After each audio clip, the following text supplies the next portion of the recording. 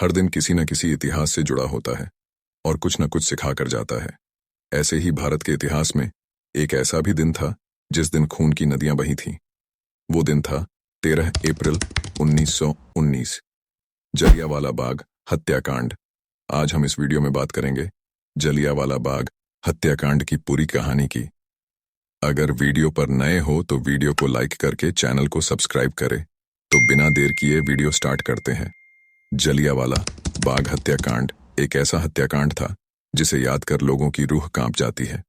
भारत के अमृतसर के जलियांवाला बाग में 13 अप्रैल 1919 में जलियांवाला बाग हत्याकांड हुआ था। इस दिन अमृतसर के स्वर्ण मंदिर के पास जलियांवाला बाग में खून की होली खेली गई थी। जलियांवाला हत्याकांड के 104 साल पूरे हो चुके हैं, लेकिन फिर भी इसके जख्म लोगों के दिलों में ताजा है। जलियांवाला हत्याकांड की कहानी शुरू होती है 8 मार्च 1919, जब इंडिया में रॉलेट एक्ट को लागू किया। रॉलेट एक्ट ऐसा अन्यायी एक्ट था जिसमें ब्रिटिश सरकार को यह अधिकार प्राप्त हो गया था कि वो किसी भी भारतीय पर अदालत में बिना मुकदमा चलाए उसे जेल में बंद कर सके। इस कानून के तहत अपराधी को उसके खिलाफ मुकदमा दर्ज करने वाले का नाम जानने का भी अधिकार भी समाप्त कर दिया गया था। रियल में क्रांतिकारी गतिविधियों को कुचलने के नाम पर ब्रिटिश गवर्नमेंट भारतीयों की व्यक्तिगत स्वतंत्रता को समाप्त कर देना चाहती थी। इस कानून से वो चाहते थे कि भारतीय किसी भी राजनीतिक आंदोलन में भाग न ले। इस एक्ट का विरोध करने के लिए हमारे फ्रीडम फाइटर डॉक्टर सत्यपाल और सैफुद्दीन किचलू को गवर्नमेंट ने अरेस्ट कर लिया था। इस बात का विरोध करने के लिए पंजाब के जलियांवाला बाग में एक सभा बुलाई गई थी, जिसमें आदमी, औरतें और बच्चों को मिलाकर लगभग 10,000 लोग थे।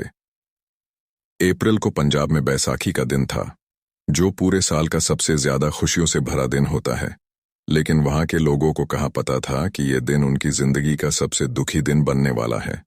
उस वक्त जलियांवाला बाग के चारों ओर 10 फीट ऊंची दीवार थी, जहां पर अंदर आने के लिए और बाहर जाने के लिए एक ही दरवाजा था, और इस जलियांवाला बाग में के बीच में एक पानी का कुआं था।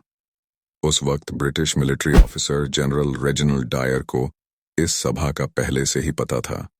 वो अपने हथियारों के साथ 50 सैनिकों को लेकर जलियांवाला बाग पहुंच जाता है और लोगों को किसी भी बात की चेतावनी दिए बिना उन पे अंधाधुंध फायरिंग का ऑर्डर दे देता है। कहा जाता है कि 10 मिनटों में हजारों लोग मारे गए थे और कई लोग घायल हुए थे। उस वक्त लोग अपनी जान बचाने के लिए बीच में बने कुएं में कूद गए थे और उनके खून से पूरे कुएं का पानी लाल हो गया था। कई लोगों ने दीवार कूद कर भागना चाहा, लेकिन वो नहीं बच पाए।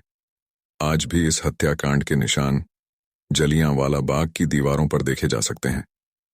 ब्रिटिश सरकार के रिकॉर्ड के अनुसार कर्नल रेजिनाल्ड डायर की ओर से चलवाई गईं अंधाधुंध गोलियों में पुरुषों, महिलाओं और बच्चों सहित 328 लोग मारे गए थे, जबकि 200 लोग घायल हुए थे।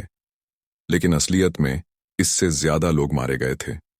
इसके बाद इस हत्याकांड की जांच का जिम्मा मार्शल ओ डायर को दिया गया, लेकिन उसने जनरल डायर को सजा देने के बदले उसे सही माना और ब्रिटिश गवर्नमेंट ने उसे प्रमोशन देके इंग्लैंड भेज दिया। लेकिन उस हत्याकांड एक 18 साल का नौजवान बच गया था और उसने प्रण लिया था कि वो इस हत्याकांड का बदला जरूर लेगा। वो कोई और नहीं बल्कि वो थे हमारे वीर शहीद ऊधम सिंह। ऊधम सिंह बचपन से ही अनाथ थे। वो भी इस जलियांवाला बाग में उस दिन शामिल थे और वो यहां से जिंदा बच गए थे। इस घटना के 21 साल बाद डायर रिटायर होने के बाद लंदन चला गया था। ऊधम सिंह भी बदले की आग में लंदन पहुंच गए थे। उन्होंने पैसे इकट्ठे करके एक रिवॉल्वर खरीदी थी। 3 मार्च 1939 कॉक्सटन हॉल में एक मीटिंग में डायर यहां आने वाला था। ऊधम सिंह ने एक किताब में रिवॉल्वर को छुपा के वहां पहुंच गए थे। जब डायर भाषण देने के लिए खड़ा हुआ, तब ऊधम सिंह ने 6 की 6 गोलियां उसके सीने में उतार दी, लेकिन वो वहां से भागे नहीं और उन्हें अरेस्ट कर लिया गया। 10 जुलाई 1940 को उनको फांसी दी गई। लेकिन गौर करने की बात यह है कि उन्होंने जिस इंसान को मारा था वो जनरल रेजिनाल्ड डायर नहीं था, बल्कि वो इंसान मिशेल ओ डायर था। मिशेल ओ डायर वही इंसान था जिसने लोगों पर फायरिंग करने के लिए ऑर्डर दिया था और उसने जनरल डायर को निर्दोष साबित किया था। जनरल रेजिनाल्ड डायर की तो 1927 में ही किसी बीमारी के चलते मौत हो गई थी।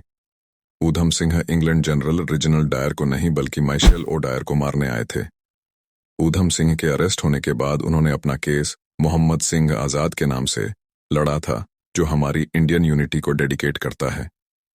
ऊधम सिंह एक सच्चे देशभक्त थे जिन्होंने अपने लोगों और देश के लिए अपनी जान कुर्बान कर दी थी। ऊधम सिंह को 31 जुलाई 1940 में फांसी दी गई। जलियांवाला हत्याकांड को इतिहास में ब्रिटिश गवर्नमेंट के क्लंक के नाम से पहचाना जाता है। अगर एक सच्चे हिंदुस्तानी हो तो कमेंट में जय हिंद जरूर लिखे।